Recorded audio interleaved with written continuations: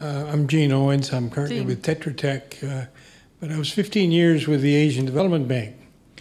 And about 18 years ago, in 1992, we began we initiated the yearly, and actually I think it's biannual, cooperation sessions among the multilateral development banks to deal with, at that time, environmental impact assessment policies, and then it became safeguard policies. And I understand you're still doing that. You come together, and since I left the bank back in '98, I wondered, has that been, you've got 18 years history, has it worked very well in terms of cooperating among the various multilateral institutions?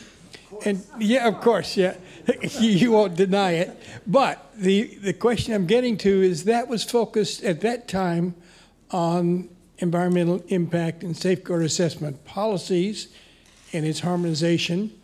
And has it adopted climate change within that multilateral development bank discussion? Thank you. Well, it's worked so well that even the World Bank and IFC can speak to each other now. So that's good. That's progress. The one area that on the harmonisation front is it's in a way good, but in a way it's frustrating. It has been on impact assessment. So we do have a harmonised approach. But you have to remember that all institutions have different mandates and different backgrounds. So for EIB and EBRD, we're wedded to European legislative requirements. So as my old president said, yes, we can harmonise as much as you want, Alistair, as long as it's to us.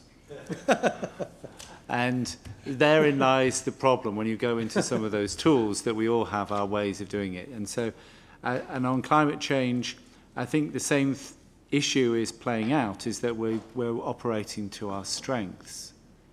And our strengths really come from our region and our mandates. So for EIB, they have certain strengths and let's face it, huge financial power. So they're playing to that strength. World Bank, the similar, and EBRD the same. So as I said, we've got a particular expertise on mitigation, and we bloody well ought to have, considering how inefficient our region is. You know, it's a no-brainer. So I think we're all playing to our strengths. Now the trick is with the MFI group is to recognise each other's strengths and not to compete, to learn off each other. And that's what the whole aim of that original initiative was. And that, we meet twice a year, and it's a very good exchange of views. So no, I've learnt that, HPP in Nepal is exactly the same issues as HPP in Tajikistan. So we can actually do some marriage of project experience. Janine, you want to close? Or? Just to add to that, Levin, there, I wanted to just say that on climate change specifically, and just picking up on Alistair's point, where we have benefited is to see someone run ahead. For example, EBRD's also run ahead on greenhouse gas accounting. And then IFC's also done a lot of work, so we benefit from learning from that. Harmonization is part of the goal, but it's also learning. And sometimes you learn from someone's advances or mistakes. I don't think it's comprehensive. I think it's greenhouse gas accounting really where we do this the most. Vulnerability analysis has not really been on our radar, and safeguards is something that I hope to be able to put on our agenda. And we're also going to do more work on it. Craig, yeah. Craig, let's go. Could I add that? We have to really go. We have to Elizabeth. No, I mean, quickly. One quick question. I think listening to the presentations, we're at this very interesting point where we're all taking forward exploratory work on an evolving agenda. Some of us are further ahead than others, and I liked Janine's point about the starting at the shallow end of the pool. I think that's very similar to what we're doing in EBRD, to start making progress where we can in the easier areas, and as we get further and we learn more, we'll be able to do more.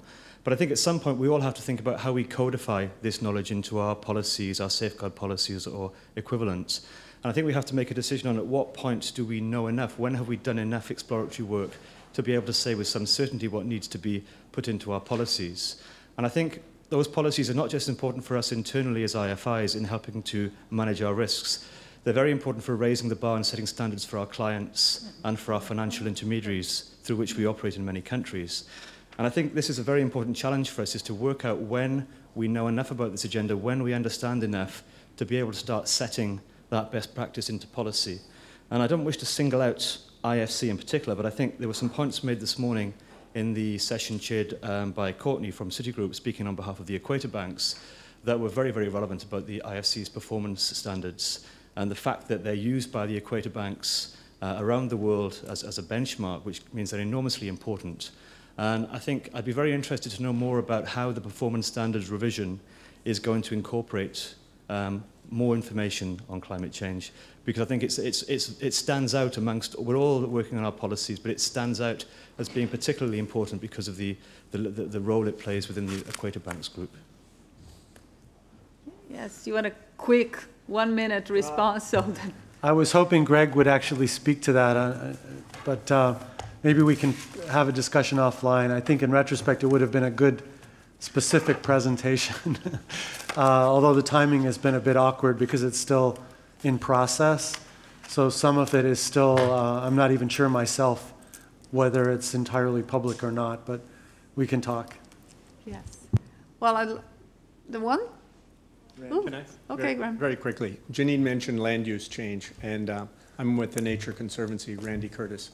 Our approach has been focusing on traditional infrastructure, but more recently our scientists are increasingly worried about long-term agricultural leases, particularly in Africa, but also in Latin America, and we understand Asia.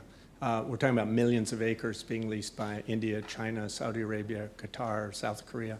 Have your banks been approached to become involved in some of these projects, and do you think the performance standards as they're currently written are sufficient, or are we going to have to tweak that a little bit to take into account this new threat? Well, we're not in the Africa area, so it doesn't apply to us.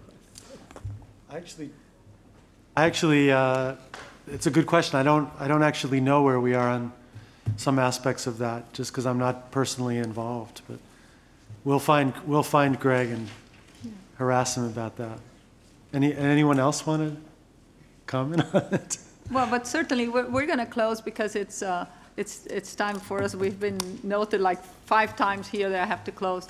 But I think that's where SEA at the policy level and on the plans and programs will be most useful for these programs to identify. That's probably where it will have, before you get to the lease concessions of these areas. That would be a better approach. Anyways, thanks to everybody. Well, let's